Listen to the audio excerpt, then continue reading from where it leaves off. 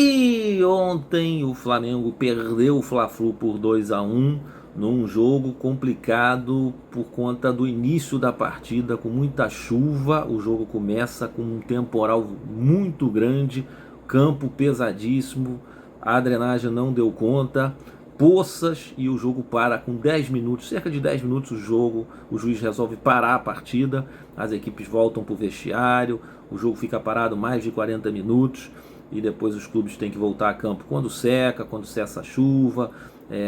Muitos funcionários também do Maracanã com rodo tirando água do gramado. Enfim, depois de mais de 40 minutos de espera, os times retornam, fazem o aquecimento, voltam.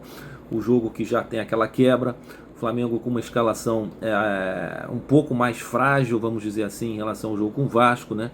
Principalmente Alan, né, ali na volância com o Everton Araújo, não funciona, a gente já sabe disso. Luiz Araújo, mais uma vez, muito mal, começa o jogo, né? Impressionante como o Luiz Araújo, quando começa a partida, não rende. É um jogador que consegue se sobrepor quando entra no segundo tempo, ao longo da partida, pega o time cansado. É por isso que eu digo que o Plata vem sendo titular. Muita gente contesta, mas para mim o Plata é titular nesse time com sobras, entrega, tem intensidade, né? E Samuel Lino ainda não engrenou, né?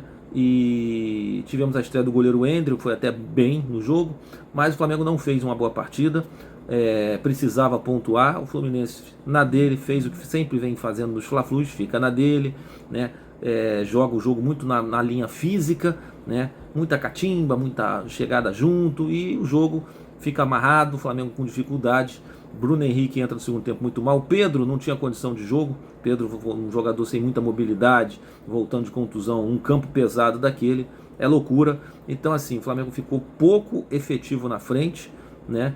E o Fluminense, nas vezes que chegou, inclusive a primeira foi um erro de saída de bola de Léo Ortiz, o Fluminense abriu o placar, né? E depois o segundo gol é uma falha grotesca do Emerson Royal tentando cortar, dar o passe para o John Kennedy fazer o segundo gol. O Flamengo ainda diminui com Cebolinha de cabeça depois de uma cabeçada do Vitão para o meio, mas o Flamengo não fez uma boa partida, se coloca numa situação delicadíssima em termos de classificação para o Carioca, e não classificando vai para aquele quadrangular do rebaixamento. É evidente que não tem risco de rebaixamento, só cai um, são 6 jogos, o Flamengo tem muito mais elenco que qualquer outra dessas equipes menores, mas a situação é o constrangimento de se jogar esse quadrangular e ter 6 datas num calendário já sobrecarregado.